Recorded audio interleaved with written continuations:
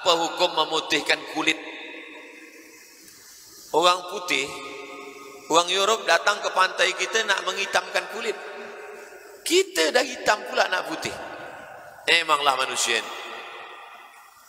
Hadis riwayat Abdullah bin Mas'ud radhiyallahu anhu, la'anallahu al-washimat wal mutashimat wal mutanammisat wal mutafallijat wal mughayyirat lil husni.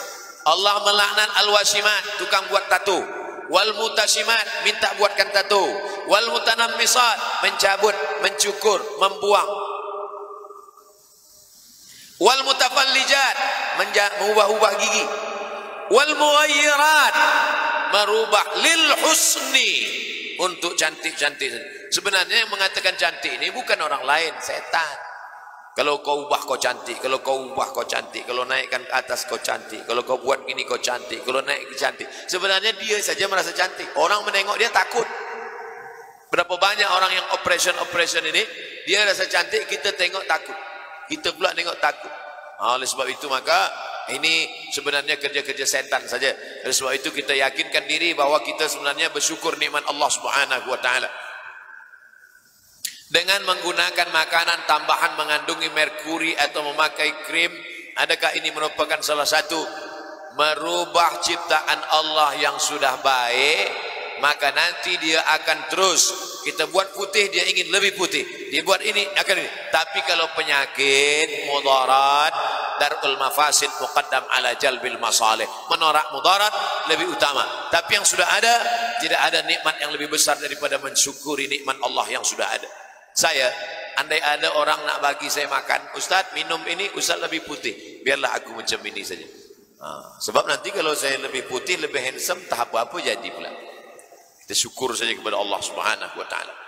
Apa hukum menderma darah kepada orang tak Islam? Kita disuruh menolong orang. Kita kalau tolong orang, kita tak tanya agama dia. Kita pergi ke hutan. Di dalam hutan itu ada perigi buta. Rupanya ada orang buta, maaf, dia tak nampak jalan. Dia dah nak tenggelam. Sikit lagi kaki dia dah masuk. Nak masuk kaki dia, apa kita tanya? Kau Islam apa tak Islam? Kalau Islam aku tolong, kalau tak Islam matilah kau. Tak ada. Kita tolong orang, dia dah nak mati. Satu-satunya yang boleh menolong dia adalah darah. Doktor dah bagi tahu, siapa boleh bagi darah? Siapa boleh bagi darah? Kita tanya dulu. Kalau dia Islam aku tolong, kalau tak Islam matilah dia. Berapa banyak orang masuk Islam kerana kebaikan hati kita. Selama ni aku susah tak ada orang tolong, tapi manakala engkau tolong, saksikanlah wahai brother, asyhadu an la ilaha illallah wa asyhadu anna Muhammadan Rasulullah. Tapi kalau dah jelas dia musuh Allah, dia zalim, dia aniaya,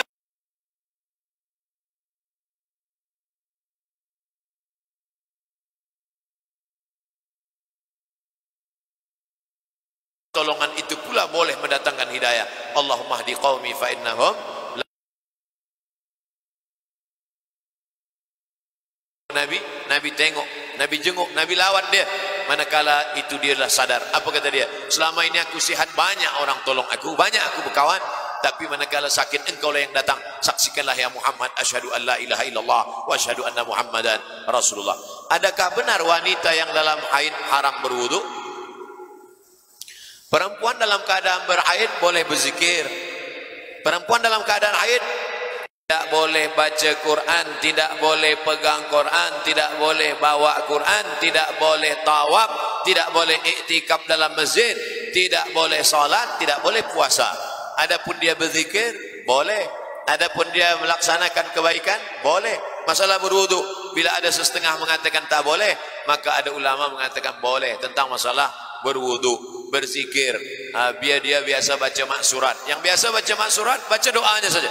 A'udzu bikalimatillahi tammati min kulli syaitani wa hammatin min kulli lama. Bismillahirrahmanirrahim. La yadurru ma'asmi syai'un fil ardi wala fis sama. Adapun yang ayat-ayat jangan dia baca. Tapi mazhab Maliki membolehkan perempuan yang mengulang bacaan Quran dengan syarat an zahri qalbin, dalam hati. Ada perempuan hafaz Quran, dia nak ulang hafalan dia. Bila tak ulang nanti hafazan dia hilang. Selama 7 hari dia tak buka Quran, maka dia diam saja. Bila nampak nanti ada perempuan, diam aja. Itu maknanya dia sedang ulang hafazan dia. Bila dia hafaz, bila tak hafaz diam, kita tak tahulah kenapa dia diam.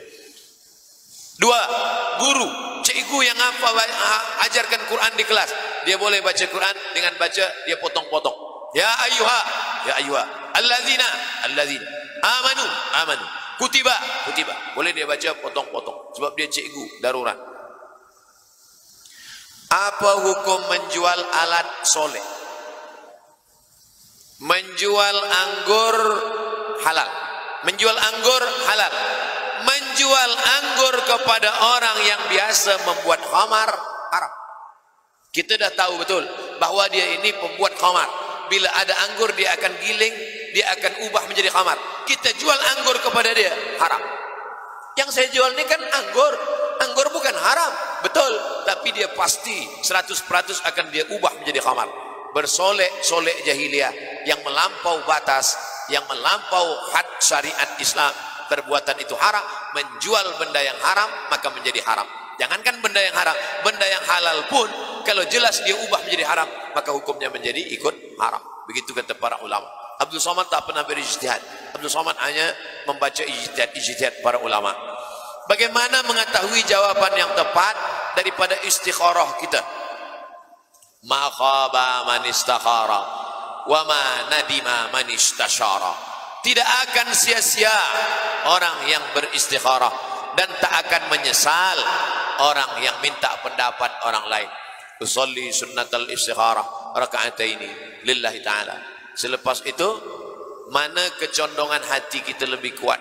Manakala hati sudah tenang, sudah diam, sudah baik, mana condong hati? Saya ni nak nikah Ustaz, ada dua, satu Aisyah, satu Fatimah.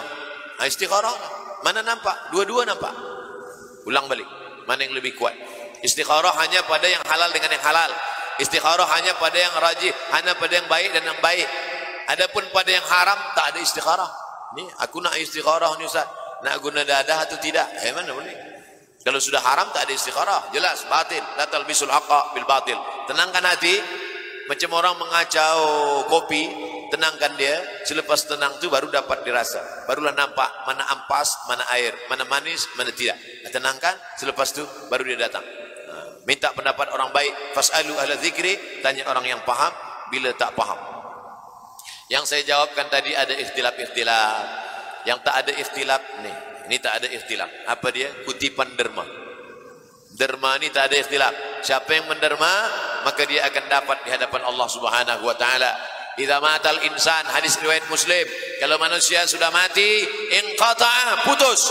Tapi ada yang tak putus, shadaqatun jariyah. Oleh sebab itu yang apa yang ada pada tangan kita ini akan habis, akan hampa, akan binasa. Berharap kepada harta akan kecewa, berharap kepada manusia akan binasa. Satu-satunya harapan hanyalah amal soleh, dan amal soleh yang akan kekal abadi adalah ibadah harta. Maka galakkan derma untuk menolong agama Allah Subhanahu wa ta'ala.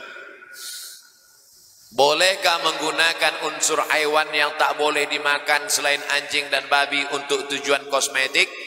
Maka binatang yang tak boleh dimakan seperti kucing, binatang yang tak boleh dimakan seperti haiwan-haiwan yang lain tak boleh dia dimakan, tapi dia tetap boleh kita sentuh.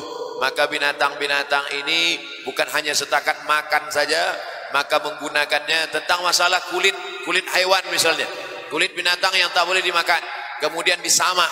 Maka setelah disamak, ikhtilaf ulama tentang masalah kulit binatang ini kepada tiga. Yang pertama tentang anjing dan khinzir, sepakat semuanya tak boleh. Yang kedua tentang binatang yang boleh dimakan seperti kambing, kulitnya bila sudah disamak maka boleh dipakai. Sedangkan yang ketiga adalah binatang yang tak boleh. Di Sudan ada, saya ambil gambar dengan kulit kura-kura, dengan kulit ular, dengan kulit buaya. Di Sudan, orang Sudan gunakan kulit ular sawah tu sebagai kasut. Saya tengok kulit ular sawah sebagai kasut. Kita mana boleh? Mazhab Syafi'i. Rupanya mazhab Maliki membolehkan. Oleh sebab itu, mazhab Maliki membolehkan binatang yang tak boleh dimakan, tapi kulitnya kemudian boleh. Tapi kita tentulah pakai mazhab Syafi'i, lebih aslam, lebih selamat. Kalau ada orang nanti guna, itu dia pakai mazhab yang lain, mazhab Maliki. Dalam masalah haiwan ini ada tiga. Dalam masalah haiwan, yang paling ketat dalam masalah haiwan, paling ketat, paling sempit, Hanafi. Yang paling longgar dalam masalah haiwan, Maliki. Yang pertengahan, Syafi'i. Saya berpegang pada mazhab Syafi'i. Tapi saya tak salahkan syekh-syekh saya yang guna pakai mazhab Maliki. Saya tengok Profesor Dr. Azhari, saya tengok dia guna kasut dari kulit ular. Takkan saya katakan itu haram syekh. Tak, sebab dia pakai mazhab Maliki. Bila saya cakap haram, nanti dia tak luluskan saya pula.